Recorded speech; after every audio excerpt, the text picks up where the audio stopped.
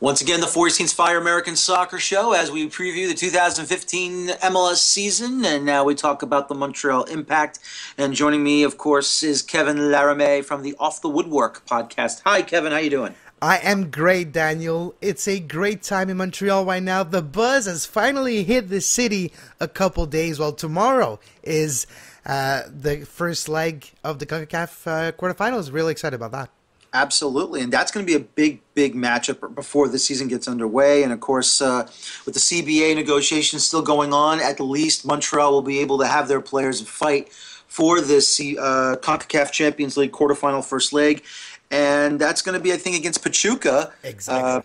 That's going to be a big matchup. Of course, the last time, I think it was Santos Laguna that Montreal took on a long time ago before coming into MLS, I believe, in that big first leg 2-0 victory at the Stade Olympique.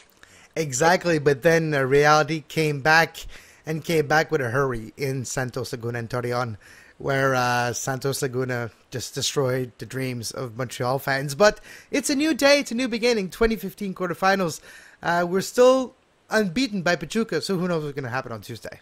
Absolutely. And, of course, that first leg match will be down in Mexico, so that's a good thing for you with the away goals rule. And hopefully you can knock in a couple of away goals before you come back up to Montreal in that second leg quarterfinal. Let's go ahead and talk about that trade again. Obviously, there's been some problems with Ambrose Oyongo not reporting to Montreal because of some sort of language that either his agent has been messing up with, or now we understand that the either the Cameroonian Federation or the First Division League of Cameroon is now talking about he's not coming back to MLS because of some sort of, it's not a real transfer, it's not a trade, this is illegal, he shouldn't be there, or whatever it is. What have you heard recently about this situation? Because it just seems like it's a big question mark. As of right now, Ambrose Oyongo is suspended by the Montreal Impact until he reports through the club, either in Montreal. Until he reports to the club at just a training camp, he is suspended.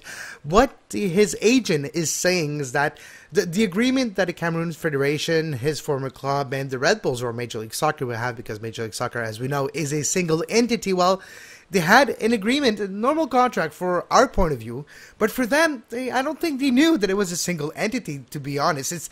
I think it's a question of people not knowing all the repercussion of joining the type of league that Major League Soccer is, and then when things can happen, like a trade, like you do choose where you come in the league, but you never know where you're going to end up in this type of league. Oyongo was part of the trade that brought Felipe to New York, and Oyongo still hasn't showed up, and they never really understood the process, and they're trying to fight it now because for some reason that I don't get, Oyongo doesn't want to come to Montreal, which, in my opinion, he would be a better environment for him, even though he was good in New York last year. He liked it. Well, Montreal, in my opinion, could be probably more fitting to him and his lifestyle. I agree with you. I think right now he's making a mistake. I think Ambrose Oyongo, I understand, look, New York is a great city.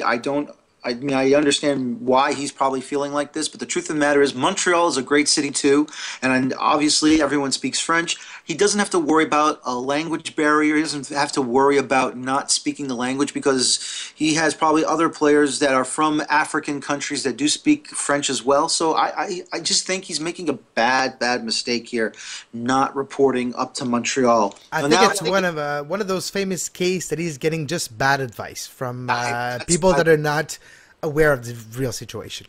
Absolutely, I agree with you as well. I think he is getting bad advice, and I think he should just come to Montreal, go to the Impact, just report, apologize, and just move on. That's what it should be. Unfortunately, we'll see what else is going on.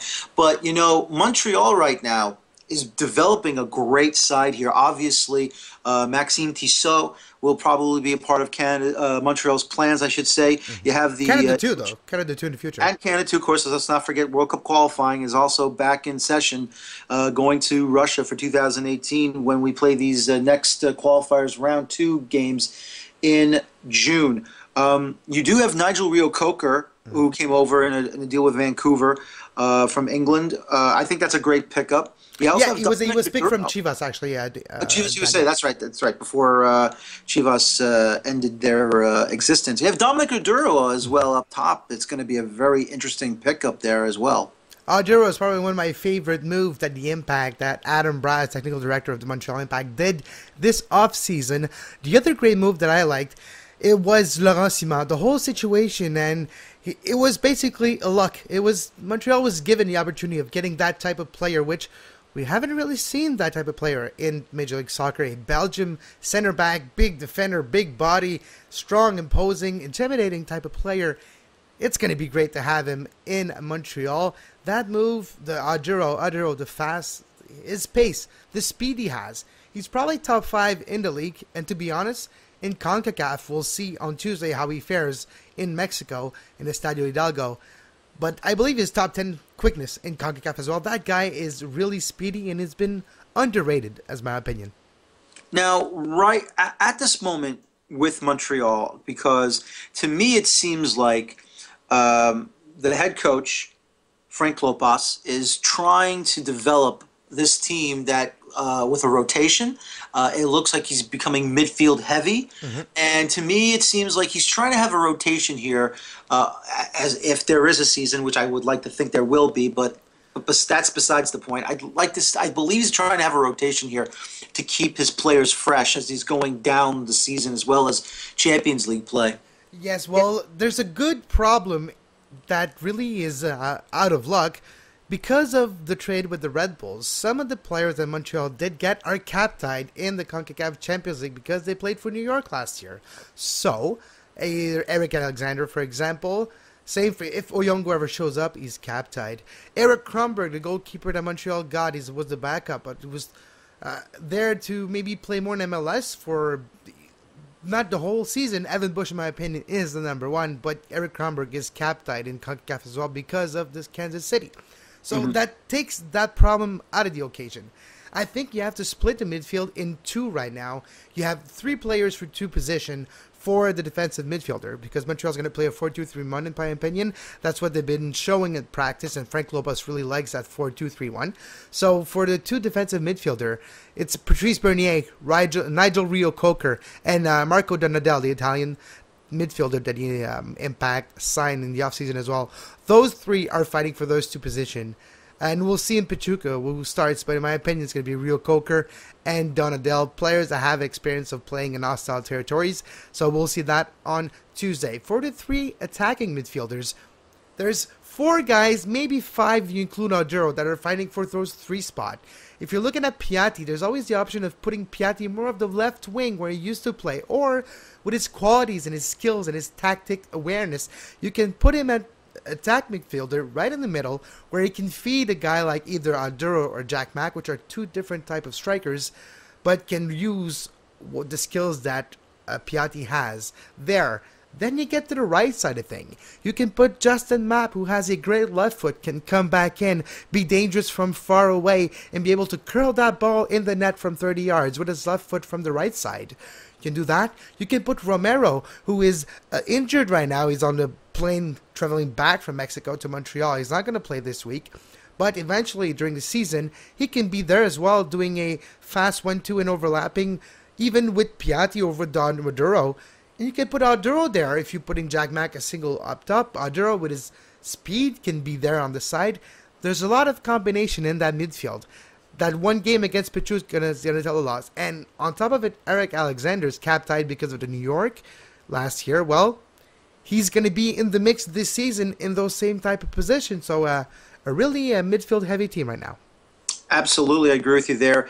Obviously, some great players retired or have decided to break their contracts and move on to play somewhere else. There will be no Thierry Henry, no Tim Cahill, and no Marco Di Vaio. He, of course, retired at the end of last year. How difficult will it be not seeing Di Vaio grace the pitch at Stade Saputo as well as the Olympic Stadium?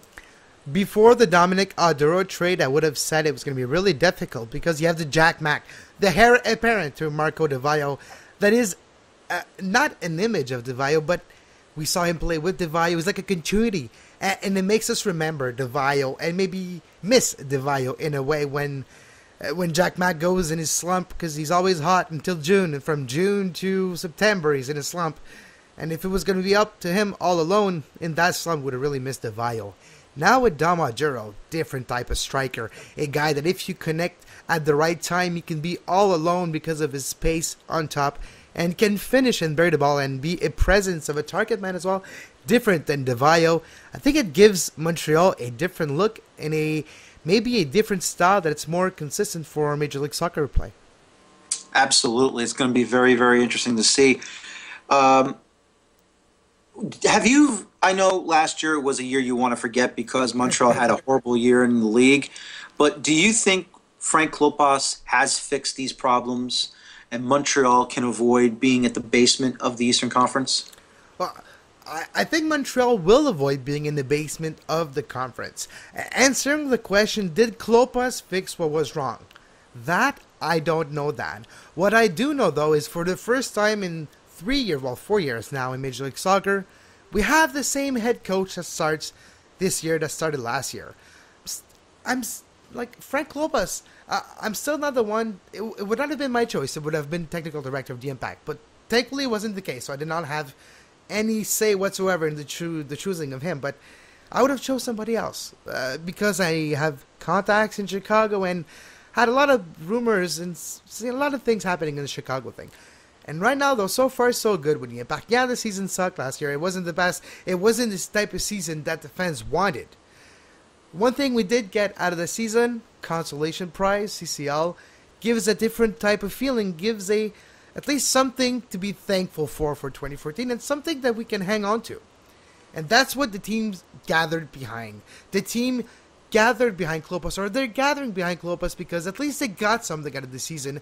They could have thrown away in May last year and just phone in the rest of the season. No, they actually played better, and you saw improvement in the last month and a half. And hopefully, the first month and a half is going to be really important because of the CBA, CONCACAF, and all those reasons. Hopefully, there's a continuation of those efforts being seen, the results of those efforts on the pitch.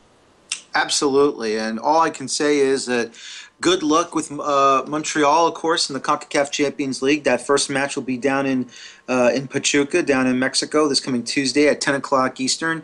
It should be a fantastic first leg, and hopefully Montreal will take the advantage and lead when they come back for the second leg. And let's hope there's also the opening season of the 2015 season.